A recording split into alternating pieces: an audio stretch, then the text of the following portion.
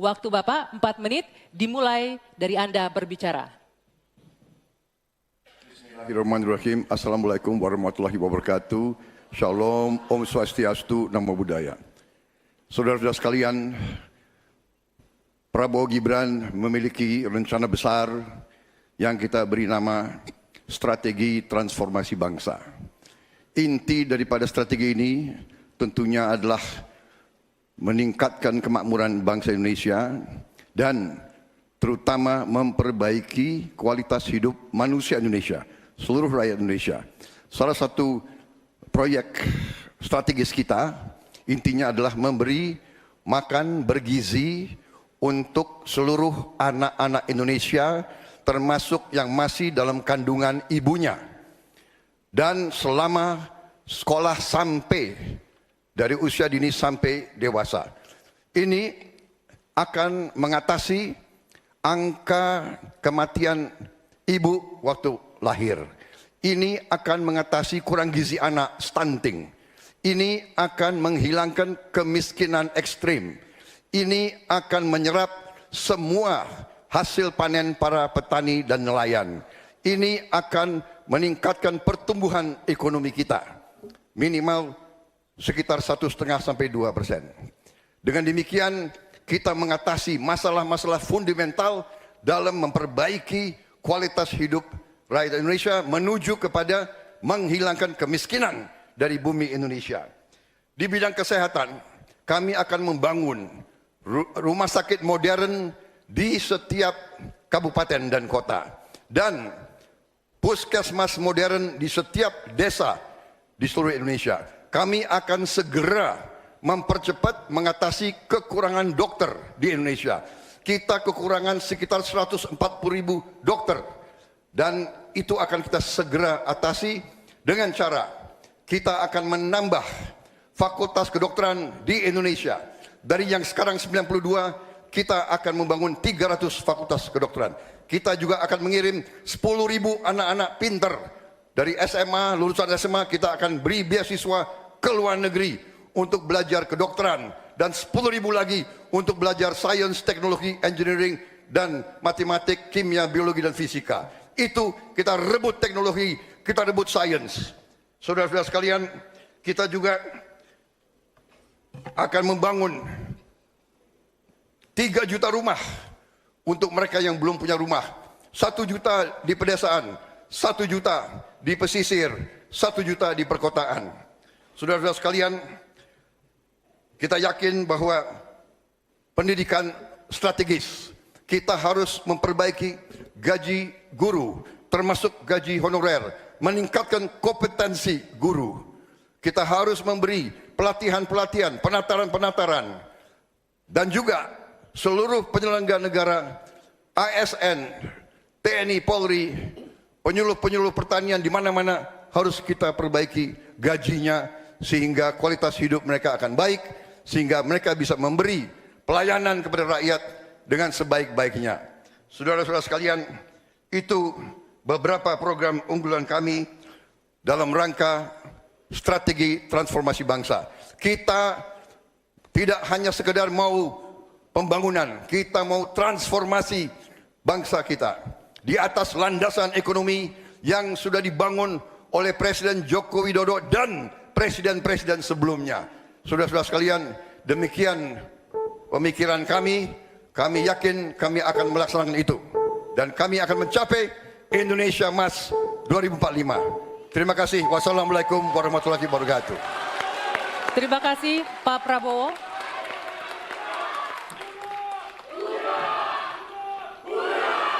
Mohon tenang, Bapak-bapak.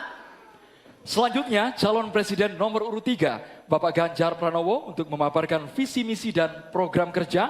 Waktu Bapak 4 menit dimulai saat Bapak berbicara. Silakan. Assalamualaikum warahmatullahi wabarakatuh. Selamat sore, salam sejahtera untuk kita semuanya. Om Swastiastu, Namo Buddhaya, Shalom, Rahayu. Membangun Indonesia yang beradab, kita mulai dari 3 bagian. Kita punya kepribadian dalam kebudayaan dan itu mesti masuk di dalam jiwa insan Indonesia. Dan tentu saja kesehatan menjadi yang pertama. Preventif adalah sesuatu yang paling bagus. Kita olahraga, makan sehat, dan itu akan membantu dalam politik kesehatan kita akan jauh lebih baik. Dan tentu saja akses kesehatan yang diperlukan di setiap desa. Kenapa Ganjar Mahfud membuat satu desa, satu vaskes, satu nakes? Karena kami ingin mereka mendapatkan yang terbaik. Dan kemudian ibu, anak, lansia, disabilitas, masyarakat adat akan mendapatkan peran yang sama di dalam layanan-layanan kesehatan, di mana di daerah-daerah terisolir mereka membutuhkan akses ini dengan sangat bagus. Kalau itu semua sudah baik Bapak Ibu, maka pendidikan dan kebudayaan mesti kita bangun bersama-sama. Akses pendidikan yang baik, lebih inklusi, kemudian kurikulum yang mantap, dan tentu saja fasilitas yang diberikan harus bisa memberikan akses terbaik untuk anak-anak didik kita, termasuk nasib guru dan dosen. Kalaulah kemudian ini bisa berjalan dengan baik, maka perempuan muda dari Jogja, Mbak Kalis namanya, menyampaikan, Pak Ganjar, perhatikan mereka yang selama ini terpinggirkan. Ada dua yang utama, kelompok perempuan, dan yang kedua adalah penyandang disabilitas. Tolong betul agar sekolah makin inklusi dan mereka tidak mendapatkan perlakuan yang diskriminatif. Setelah itulah kemudian baru mereka bekerja. Dan tentu saja keterampilan yang dia dapatkan melalui pendidikan yang baik, ini akan mendorong atau bisa merespon lapangan kerja yang sangat terbuka dan upah buruh yang baik. Sehingga kawan-kawan buruh kemarin bertemu dengan saya, tolong Pak, segera review Undang-Undang Cipta Kerja. Karena ini yang perlu mendapatkan keseimbangan dengan nasib kami. Dan tentu saja pembangunan ini harus berorientasi kepada SDM atau manusia. Budi pekerti yang baik, sopan, toleran, tidak atikang, atikung, atikuno, sehingga mereka menjadi manusia yang lengkap. Ini bisa berjalan dengan cepat kalau digitalisasi kita lakukan. Infrastruktur teknologi informasinya baik, kemudian tersebar, internetnya bisa cepat, dan mereka akan bisa mendapatkan media yang bagus untuk mengembangkan diri. Tentu saja Bapak Ibu, dalam politik kali ini itu mesti diberikan contoh. Demokrasinya harus lebih baik, demokratisasi berjalan baik, kemudian contoh atau teladan pemimpin yang juga baik dan tidak ada konflik kepentingan seperti Pak Mahfud contohkan, dia mundur agar ini membangun integritas yang baik.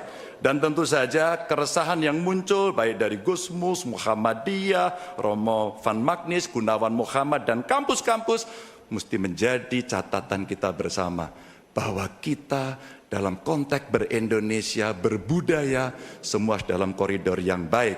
Dan tentu saja, kenapa ini mesti kita lakukan Bapak Ibu? Karena itulah suara-suara rakyat yang kami dengarkan oleh Ganjar Mahfud ketika kami tidur di rumah penduduk, ketika kami mendengarkan mereka, dan mereka membuka seluruh unek-uneknya. Itulah kenapa kami sampaikan, tuanku adalah rakyat, jabatan ini hanyalah mandat. Wassalamualaikum warahmatullahi wabarakatuh. Waalaikumsalam warahmatullahi wabarakatuh. Terima kasih banyak Bapak Ganjar Pranowo.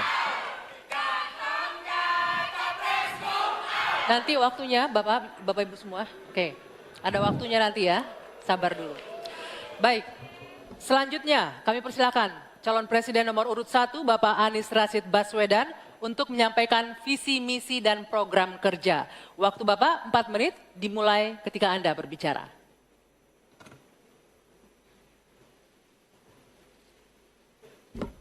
Assalamualaikum warahmatullahi wabarakatuh. Selamat malam, salam sejahtera untuk kita semua. Ibu, Bapak, saudara-saudara sebangsa setanah air yang sangat saya cintai. Persoalan terbesar bangsa kita hari ini, republik kita hari ini adalah ketimpangan, ketidaksetaraan, ketidakadilan. Ketimpangan antara Jakarta dan luar Jakarta, Jawa, luar Jawa, kaya, miskin.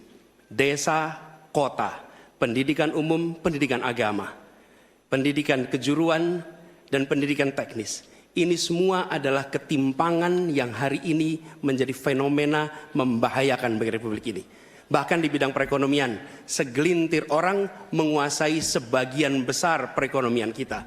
Ketika Republik ini didirikan, para pendirinya 60-an orang anggota BPUPKI, mereka adalah orang-orang terdidik, mereka adalah kaum yang privilege, tapi mereka mendirikan Republik untuk semua, bukan mendirikan Republik untuk kepentingan dirinya, golongannya, ataupun keluarganya. Mereka mendirikan ini untuk semuanya. Kekuasaan yang dibangun untuk memberikan kesempatan kepada semua. Sekarang kita jauh dari cita-cita Republik ini. Ketika para pendiri itu kaum intelektual, mereka memilih berjuang di jalur politik. Saya berangkat sebagai pengajar, mendapat panggilan tugas di wilayah politik. Kami akan membawa gagasan pendiri Republik untuk kembali mewarnai Republik ini. Untuk bisa mengarahkan Republik ke depan agar kembali pada format awal. Apa masalah hari ini? 45 juta orang belum bekerja dengan layak. Bicara jaminan sosial, lebih dari 70 juta orang tidak punya jaminan sosial. Bicara pendidikan, jauh dari kota, terpencil, masa depan jadi suram. Kemampuan tinggi, kesempatan tidak ada. Sangat frustrasi melihatnya. Kesehatan mental, kekerasan seksual, lebih 15 juta orang jadi korban. Ini problem-problem yang tidak menjadi kepedulian segelintir elit. Ini adalah kepedulian rakyat kebanyakan. Karena itu dalam perjalanan kami 1 tahun, kami menemukan jutaan rakyat yang berbondong-bondong menginginkan perubahan. Mereka membuat poster rakyat, membuat posko rakyat, mendoakan dari tempat yang tidak kita lihat. Poster-poster itu cemerlang karena bukan didanai dari uang dari Jakarta, tapi didanai oleh keringatnya yang jernih hasil kerja kerasnya. Ini adalah keinginan perubahan. Apa yang ingin kita capai? 1, kita akan memastikan hidup sehat dan bila sakit ada pertolongan cepat. Tumbuh cerdas dengan biaya terjangkau. Keluarga sejahtera karena upahnya layak. Dan bila membutuhkan diberikan bansos sesuai kebutuhannya, bansos plus. Bukan memberikan bansos untuk kepentingan yang memberi, tapi untuk kepentingan yang diberi. Dan warga negara yang bangga dengan negaranya. Karena dijaga budayanya dan etikanya dijaga tinggi. Kita menginginkan persatuan karena ditopang dengan rasa keadilan.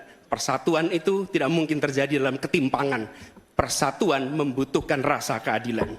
Karena itu misi kami tegas mewujudkan bangsa yang sehat, yang cerdas, yang sejahtera, berbudaya dan bersatu. Kita menyaksikan begitu banyak orang punya prinsip sopo wani rekoso bakal nggayuh mulyo. Siapapun yang bersungguh-sungguh dalam usahanya pasti meraih kemuliaan. Tapi bila kesempatannya ada, bila kesempatannya tidak ada, menghasilkan frustrasi.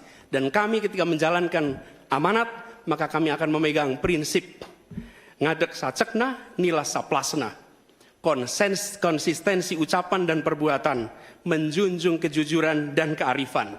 Ini komitmen kami. Fokus pada pembangunan manusia Indonesia, menghadirkan kesetaraan, menghadirkan keadilan. Dengan seperti itu kita ada persatuan. Perubahan saatnya kita kerjakan. Katong bergerak untuk perubahan, untuk seluruh rakyat Indonesia dimanapun berada. Terima kasih. Assalamualaikum warahmatullahi wabarakatuh. Waalaikumsalam warahmatullahi